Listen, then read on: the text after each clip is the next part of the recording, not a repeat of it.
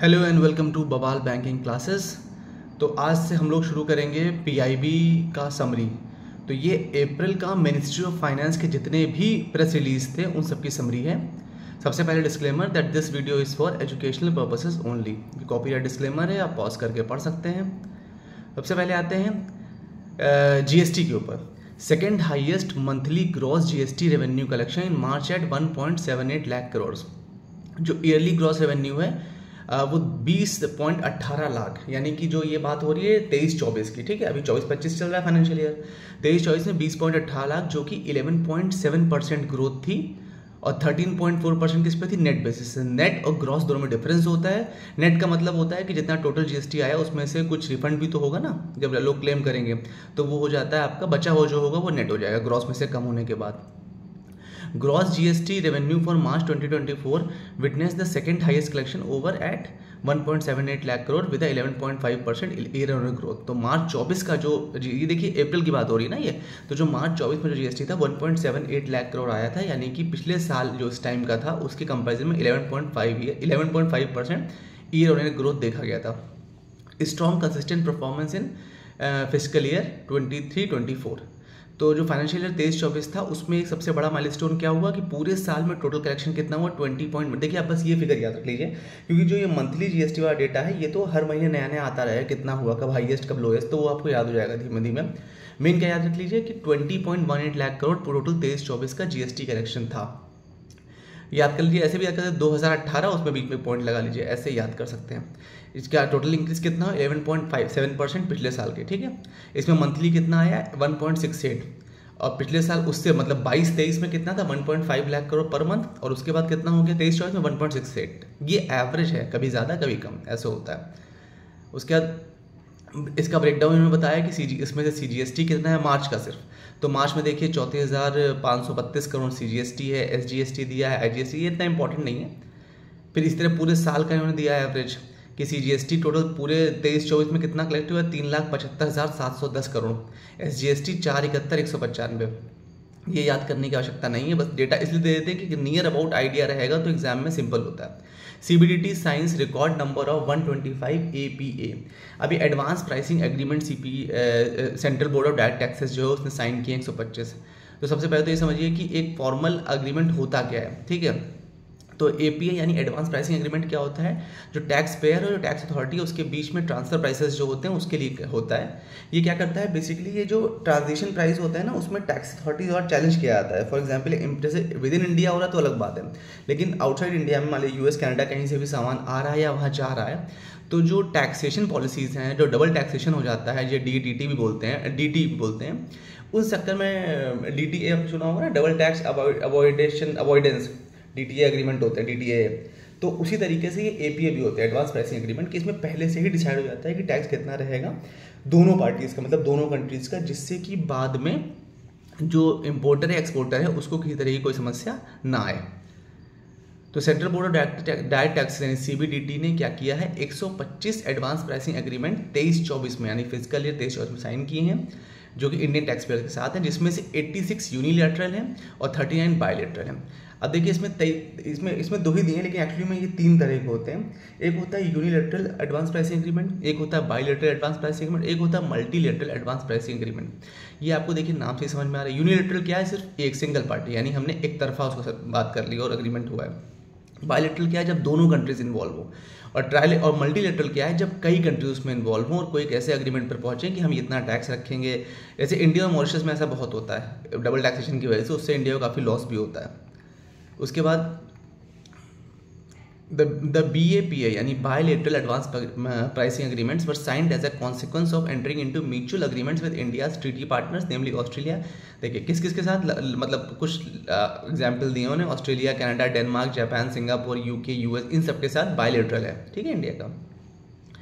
In advance for a maximum of 5 future years Further, the taxpayers has the option to roll back the APF for 4 proceeding years, as a result of which tax certainty is provided for 9 years. देखिए अब इसकी duration समझ लीजिए, इसकी duration थोड़ी technical है।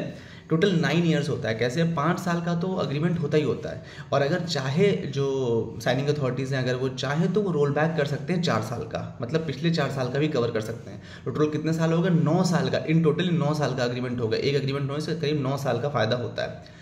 इसमें क्या मिलता है? प्रोटेक्शन फ्रॉम एनी एंटिसिपेटेड और एक्चुअल डबल टैक्सेशन। देखिए ऊपर मैंने डिस्कस किया था कि डबल टैक्सेशन और जो भी जिसकी मतलब संभावना रहती है कि आगे डबल टैक्सेशन हो सकता है, उसके विपरीत ये प्रोटेक्शन प्रोवाइड करता है इम्पोर्टर्स और एक्सपोर्टर्स को।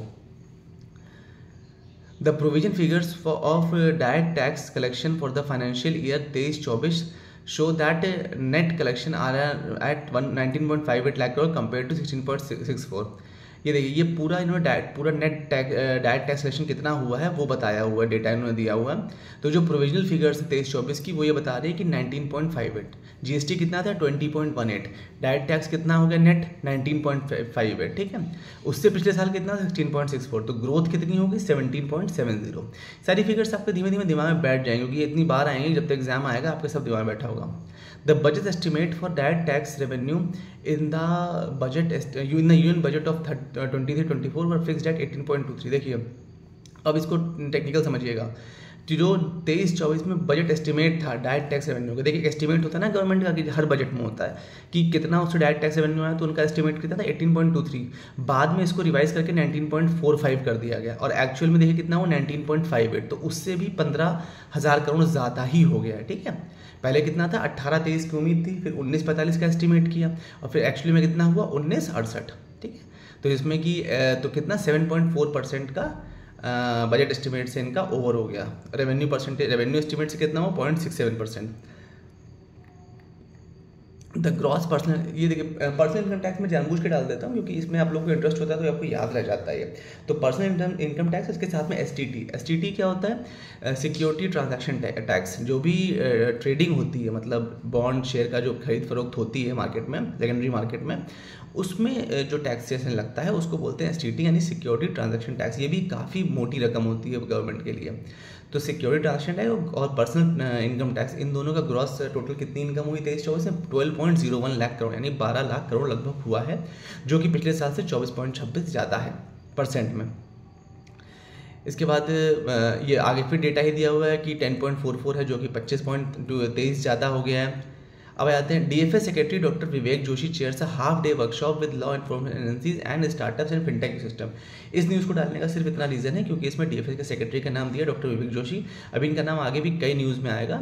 ये डिपार्टमेंट ऑफ फाइनेंशियल सर्विसेज के सेक्रेटरी हैं और ये काफ़ी एक्टिव रहते हैं, तो आपको जगह इसीलिए मैं सिर्फ नाम याद कराने के लिए आपको दिया है। The DFS ministry of finance and Indian cyber crime coordination, यानी I4C, Indian cyber crime coordination centre, ministry of home affairs jointly organised a half day workshop with law enforcement agencies and startups and fintech ecosystem partners in India. ये एक आधे दिन की एक workshop हुई थी, जिसमें मेन कौन थे? डॉक्टर विवेक जोशी, और ये सारी एजेंसीज मिलकर के उन्हें करवाया था लॉ एनफोर्समेंट एजेंसीज के साथ में। इन्होंने क्या बोला? स्टार्टअप और फिनटेक को बेसिकली बोला है कि इकोनॉमिक ग्रोथ में जो उनका सस्टेनेबल कंट्रीब्यूशन है वो अच्छा रहे। I4C highlighted about mule accounts, ATM hotspot branches, fintech merchant abuse etcetera. ये कुल मिलाकर जो फ्रॉड्स वगैरह होते हैं ना उनके लिए। तो इन्होंने क्या किया? इन्होंने I4C ने एक इनका ये पोर्टल सिस्टम याद कर लीजिए, CFC-FRM, इसका फुल फॉर्म देखिए है, ये है citizen financial cyber frauds reporting. RMS क्या होगा? Reporting management system. CFC क्या हो गया आपका? सिटीजन फाइनेंशियल क्राइम फ्रॉड्स, ठीक है, citizen financial crime frauds reporting and management system. Anti money laundering आप लोग बैंक में आप लोग को पता ही होगा कि एंटी मनी लॉन्ड्रिंग का पोर्टल बनाया गया था। इन सब के बारे में चर्चा करी। फिर geo tagging of digital transaction, ये देखिए ये भी एक चीज़ है कि जितना भी ट्रांजेक्शंस होते हैं उन सबकी जियो टैगिंग, जिससे कि लोकेशन का पता चलता रहे कहाँ से वो ट्रांजेक्शन हो रहे हैं, so that in case of fraud से क्लियर हो जाता है कि किसने किया हुआ है या किस लोकेशन से वो फ्रॉड हुआ है। Creation of suspicious registry of BCs यानी बैंकिंग कॉरेस्पॉन्डेंट्स जो होते हैं आपके वहाँ, CSPs जो होते हैं, and fraudster involve in the financial, उनकी भी अगर उन पर है तो उनका भी BCs वगैरह की जो IDs हैं वो भी ब्लॉक कर दी जाती हैं। ये भी बहुत कॉमन प्रैक्टिस है। The workshop was attended by founders, co founders, head 60 fintech. ये बहुत इंपॉर्टेंट नहीं है किस किसने अटेंड किया हुआ, डेटा दिया हुआ है, आप चाहिए तो उसको पॉज करके पढ़ सकते हैं। इनकेस अगर आप लोगों को इसका PDF चाहिए है तो प्लीज़ आप लोग टेलीग्राम चैनल को सब्सक्राइब कर लीजिए और या आप इसी वीडियो के नीचे कमेंट कर दीजिएगा, तो मैं आप लोगों को ओवर द ईमेल या फिर टेलीग्राम पर ये चीज़ आपको अवेलेबल करवा दूंगा। Thank you so much for your time, have a good day.